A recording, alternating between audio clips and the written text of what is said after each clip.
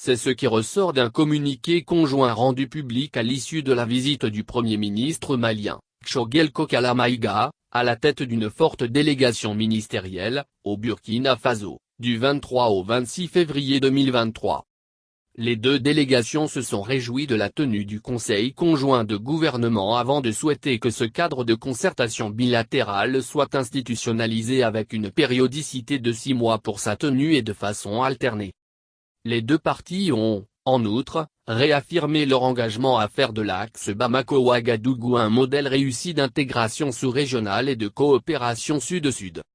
Le Conseil conjoint de gouvernement a procédé à l'examen de questions spécifiques telles les processus de transition des deux pays, les questions sécuritaires et de lutte contre le terrorisme, les questions humanitaires, la coopération régionale et les sanctions communautaires à l'encontre des deux pays, le renforcement de l'axe Bamako-Ouagadougou et le projet de fédération, poursuit le communiqué conjoint consulté par Anadolu. Concernant la lutte contre le terrorisme, le Burkina Faso et le Mali ont relevé la nécessité de conjuguer leurs efforts avec ceux des autres pays de la sous-région pour faire face à ce fléau et appellent à une synergie d'action au niveau régional pour l'endiguer.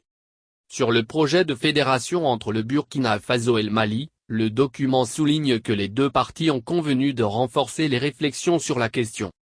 Abordant la question de la coopération au sein des instances sous-régionales, régionales et internationales, les chefs de délégation ont salué la convergence des vues des chefs d'État sur les questions d'intérêt commun et déploré le maintien et le durcissement des sanctions de la CEDEAO à l'encontre des trois pays en transition, à savoir le Burkina Faso, la République du Mali et celle de la Guinée, en dépit de leur plaidoyer pour la levée des dédites sanctions, lit-on dans le communiqué conjoint. Ils ont également relevé que ces sanctions imposées de façon mécanique, dont l'impact touche les populations des États concernés, ne tiennent pas en compte souvent des causes profondes et complexes des changements politiques et appellent la communauté internationale à un changement de paradigme dans son appréciation.